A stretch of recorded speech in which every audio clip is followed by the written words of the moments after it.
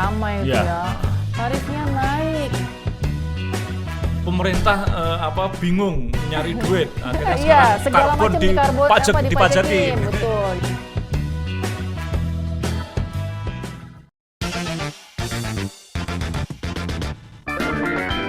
Halo, jumpa lagi di podcastku, pengetahuan dalam genggamanku. Masih bersama saya Gatot Subroto dan kita masih mau melanjutkan ngobrol tentang undang-undang yang baru nih, undang-undang harmonisasi perpajakan dengan penyuluh pajak dari Direktorat P2 Humas DJP, Mbak Dian. Selamat datang kembali Mbak Dian. Terima kasih Iya. Mas Gatot. Pokoknya bulan ini saya ganggu terus ya Mbak ya. Jadi Mbak Dian ini baru sibuk ya, sobat pembelajar, bulan-bulan ini ya berkenaan dengan undang-undang HPP dan memang setiap masih banyak hal tentang pajak yang perlu disosialisasikan. Betul ya. Betul sekali. HPP ini banyak kan pengaturannya. Banyak banget ya. Gitu. Jadi beruntung podcastku bisa membajak beliau ya berturut-turut untuk bisa mampir ke sini. Rumahnya dekat. Oke, Mbak Dian, kita lanjutkan yuk obrolan yang minggu lalu kan kita sudah bahas di Undang-Undang HPP yang baru, harmonisasi peraturan perpajakan sudah KUP udah kita bahas tuh, PPH sudah kita bahas sudah. ya. Nah kita ngobrolin yang sekarang yang PPN mungkin nanti sama kalau waktunya masih cukup kita ngobrolin yang pajak karbon juga, yang baru banget, yang saya juga masih ngeblank gitu ya. Yang masih nyambung dulu dan sobat pembelajar juga masih nyambung itu PPN dulu deh. PPN kayaknya ada perubahan yang lumayan asik juga. Lumayan asik juga. Sebelum ke objek pajak nih, ada isu atau ada berita waktu itu tarif PPN naik, bener nggak sih itu? Iya, oke Mas Gatot. Soalnya kalau PPN itu kan semua orang yang membeli barang atau jasa, barang kena pajak ya sebagai konsumen kan biasanya langsung kena itu kan, nggak kerasa gitu kan? Iya betul, iya oke. Saya mau nyapa dulu ya, sobat pembelajar nih, ketemu lagi bersama saya. Semoga belum bosan ya. Kita akan melanjutkan obrolan kita tadi ya, tentang undang-undang HPP. Sekarang masuk ke PPN yang memang ketika PPN ini diusulkan ya waktu itu dalam RUU KUP, Mas Gatot ya. Oh iya, yang baru setengah mateng terus akhirnya omeletnya nggak jadi tuh. Akhirnya jadinya HPP gitu ya. Jadinya HPP. Ya, nah itu ketika diusulkan emang udah ramai itu tarifnya naik gitu. Kemudian ada akan pengenaan PPN atas sembako. Gitu ya. Ribut. Ramai dong karena kan sembako ya. Bahkan waktu itu rancangan pun belum karena belum sampai ke DPR itu ya. Belum. Iya, jadi tapi luar biasa udah ributnya sudah luar biasa itu viralnya itu. Iya, gitu ya. Mau menunjukkan ya Mas Gatot. Kan kalau rancangan undang-undang itu biasanya rancangan sudah dibahas di DPR. Nah, ini ke DPR aja belum gitu. Memang itu bulan April mau lebaran ya saya ingat ya. Apalagi terus lebaran ya. Wah, langsung membuat rame. Katanya dulu ya sembako akan dikenakan PPN, sekolah ya, rumah sekolah sakit, bayar kena gitu PPN. Ya. Ini apa-apa nih masih COVID gitu ya. Nah yang ini sekarang kita luruskan. Iya kita luruskan dan sekarang kan yang undang-undangnya yang ini sudah jadi. Sudah jadi per 29 Oktober lalu sudah ditetapkan undang-undang HPP. Nah ini diatur satu pertama adalah mengenai kenaikan tarifnya. Tarif. Yang dulu ramai dibicarakan katanya naiknya 12% ya. Nah sekarang sepakati hanya 11%. 11%. Ya, jadi naiknya biasanya kan 10% ya. Iya, biasanya 10%, sekarang 11. Naik 10%. Jadi tetap naik cuma jadi 11%. Iya, bertahap ya Mas Gatot. Jadi di undang-undang HPP memang diatur 11% ini per 1 April 2022. Nanti baru paling lambat 1 Januari 2025. Masih lama berarti. Masih lama, baru akan naik menjadi 12% paling lambat. Nah, kemudian kalau yang ramai tadi mengenai barang-barang kebutuhan pokok atau jasa yang banyak bersentuhan dengan masyarakat banyak itu sebenarnya itu hanya rekonstruksi lah katakan, pindah tempat. Jadi gini ya, Mas Gatot ini dulu ahlinya dosen PPN ini ya. Saya sebenarnya salah kalau saya narsumnya ya. Ya tapi kan informasi terakhir ini kan. Ya, jadi kan PPN itu kan di pasal 4-nya itu kan diatur ada barang kena pajak, ada non BKP. Karena PPN ini kan sifatnya negatif list ya. Semua barang atau jasa merupakan objek PPN. Jadi mulai tahun berapa itu dulu? 83. Bukan, yang mulai negatif list itu tahun 2009, Undang-Undang 42 kalau nggak salah. Jadi sejak 2009 itu semua barang adalah barang kena pajak kecuali iya, ada 4 itu ya. Terus jasa juga, semua jasa adalah jasa kena pajak kecuali 13 itu jasa. Semuanya. Itu kan jadi banyak sekali pengecualian di dalam undang-undang PPN kita gitu ya. Nah sekarang ini di undang-undang HPP bukan dikecualikan, jadi semuanya udah merupakan barang kena pajak, jasa kena pajak, dan ini merupakan best practice Mas Gatot. Di dunia internasional pun Indonesia ini ternyata nanti ya, kalau ada waktu kita bahas pengecualian itu paling banyak dibandingkan negara lain gitu ya. Nah sehingga sekarang barang-barang tadi dan jasa tadi bukan masuk dalam negatif list, dia termasuk dalam barang kena pajak, namun pindah pasal ke pasal 16A. Pakai koma 16B ya. Jadi beberapa seperti kayak bahan kebutuhan pokok, barang kebutuhan pokok itu sebagian sekarang adalah barang kena pajak. Betul. Ya, tetapi mendapatkan fasilitas gitu. Jadi artinya ujungnya ya tetap nggak kena, harganya tetap nggak berubah mungkin gitu ya. Secara umum sih seperti itu. Oke, jadi digeser saja ya. Karena emang enak banget ya Mas Gatot. Kita bicara naik tarif aja ya, kayak kita minggu lalu udah belajar kan PPH itu udah rame. Ini apalagi menyangkut sembako. Wah, itu sensitif banget. Benar sih. Tapi gini, mungkin yang kayak di tarif itu sih di Undang-Undang PPN sendiri tahun 83 dulu memang sudah diberikan pengaturan gitu bahwa tarif PPN di Indonesia itu bisa berubah antara 5 sampai 15%. Itu sejak tahun 83. Cuman memang diambil tengah-tengahnya 10%. Baru sekarang naik 11%. Tentu ada alasannya kan itu ya. Alasannya kurang lebih kenapa sih kok kita naik gitu? Atau kalau kita lihat tetangga-tetangga, negara tetangga, atau mungkin di dunia internasional PPN itu kira-kira rata-rata tarifnya berapa, mungkin ada alasan ke sana nggak itu? Betul sekali. Jadi tadi ya, kita tentu dalam pemerintah ya dalam merumuskan kebijakan itu kan akan membandingkan ya bagaimana dengan praktik internasional. Pertama memang dibandingkan dengan tarif global ya secara internasional itu Indonesia itu masih di bawah karena secara global itu rata-rata 15,84% tarif PPN. Global rata-rata tarif value added tax itu 15,4% ya. Kemudian di negara-negara OECD itu bahkan berarti kalau 15,4 berarti yang di atas 15 banyak dong. Padahal di Indonesia sendiri kalau kita ngacu ke Undang-Undang 83 maksimal 15%. Itu dia. Makanya dan tahu kan Arab Saudi aja yang katanya tuh negara paling kaya minyak semuanya, nggak ada pajak. Udah mengenakan PPN loh, dan bahkan di COVID ini menaikkan tarif PPN-nya menjadi 15% gitu kan. Artinya itu semua disesuaikan dengan kondisi negaranya. Arab gitu Saudi butuh itu kan. Selama ini devisa dari umroh haji kan luar biasa. Tiba-tiba selama COVID nggak menerima tamu gitu kan. Dan harga minyak juga baru ini kan. Nah jadinya tadi saya sambungkan ya, jadi yang 15,4% secara global. Di negara OECD bahkan 19%. OECD 19% lebih gede lagi kan? Lebih gede lagi, di BRICS juga. Kalau yang tetangga-tetangga dekat mungkin Filipina, yang mirip Indonesia Filipina misalkan. 12%. Oh lebih gede sana juga ya? Iya. Sudah ya. Terus India. India mirip Indonesia. Iya, dia lebih ini 18%. 18% ya.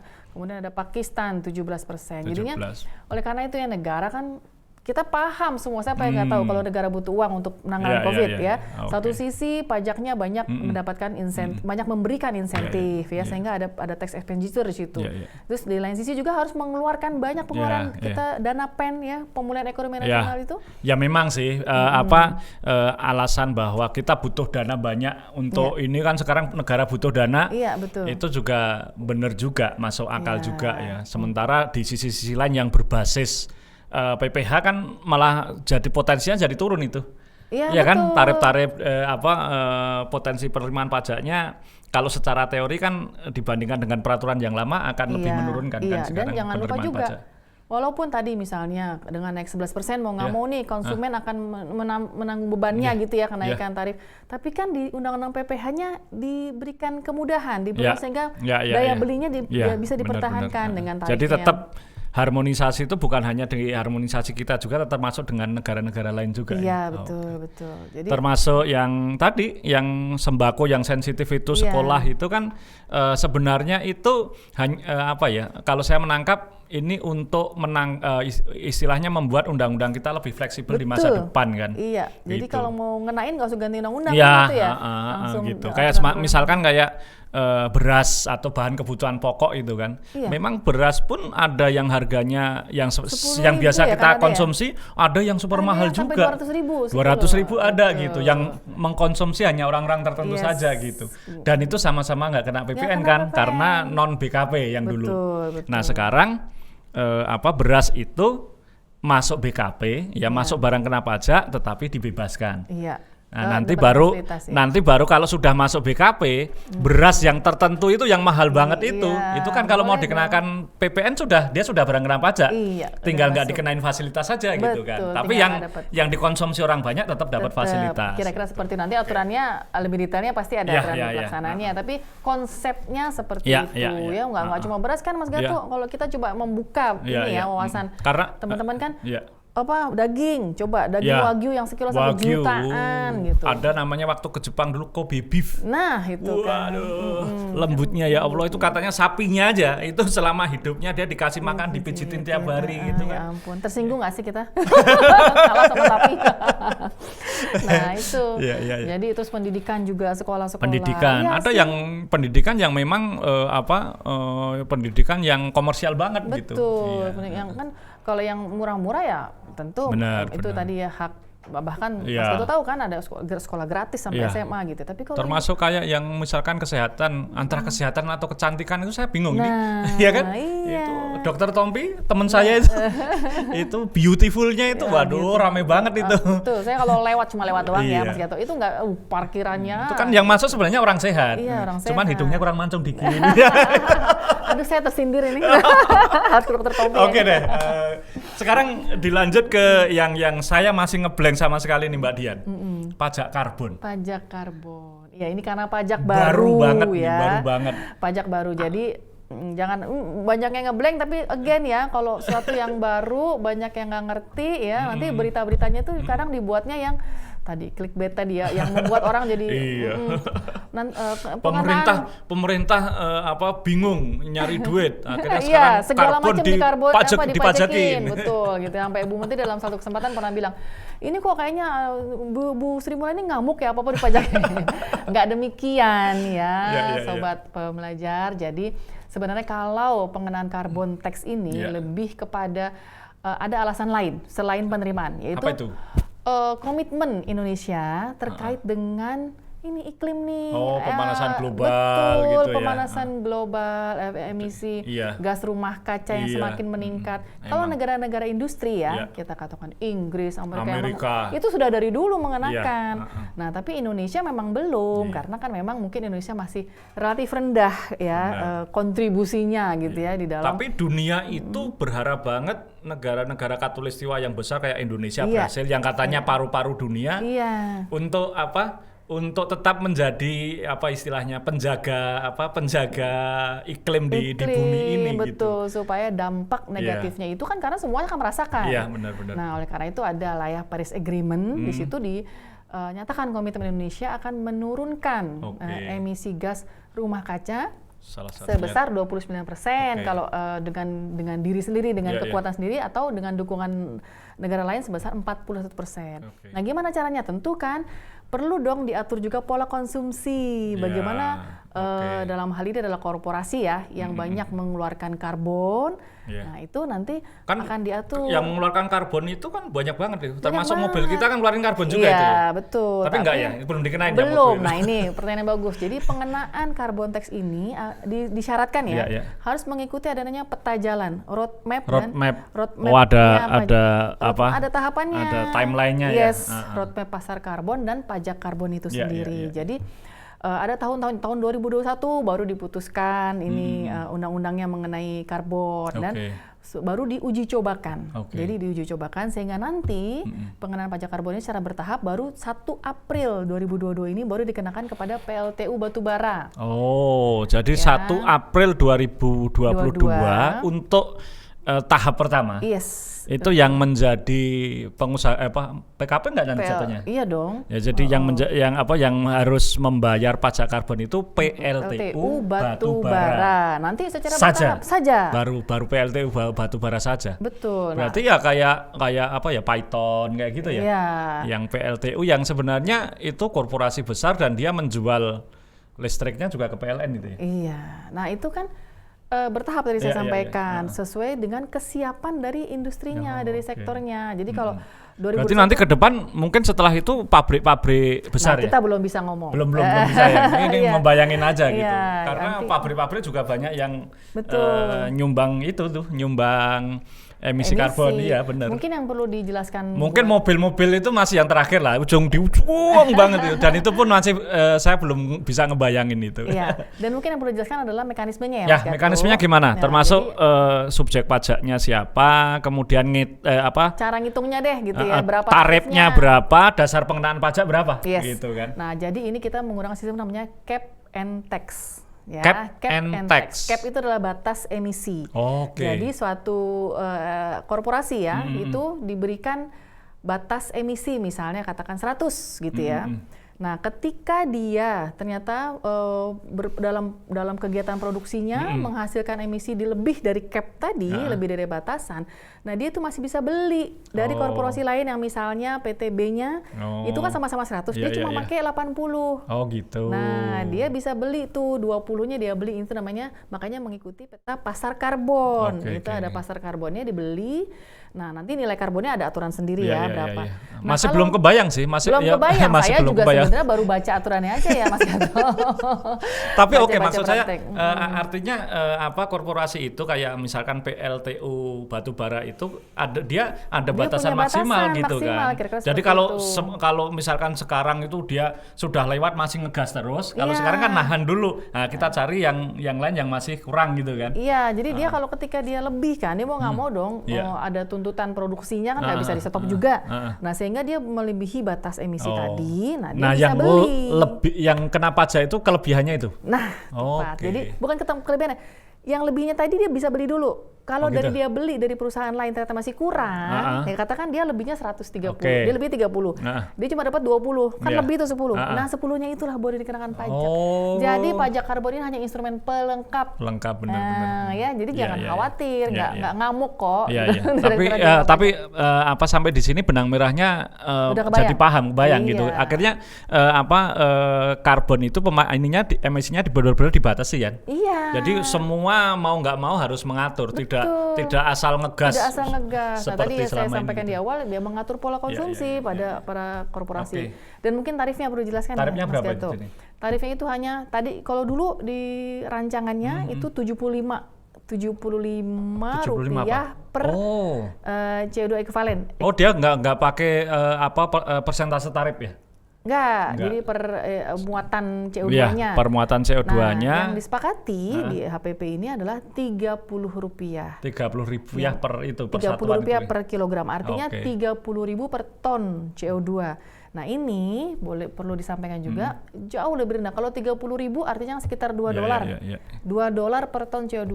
Tapi enggak kalau negara lain, Mas Gato. Negara lain gimana? Negara lain tuh sampai $15. $15 per kilogram. Per ton dong. Tadi kan 30.000 per ton, $2 per ton. Kalau 15 itu berarti di Indonesia kan sekitar 150.000 lebih ya? Lebih dong, 200 ya. Kalau 15.000 murah banget Indonesia. Murah banget, kita hanya. Tapi kalau terlalu murah gitu enggak nanti menjadikan mereka agak cuek terhadap pajaknya itu kecil loh. Gitu. Itu lain-lain. Tapi justru itu pertanyaan bagus tadi.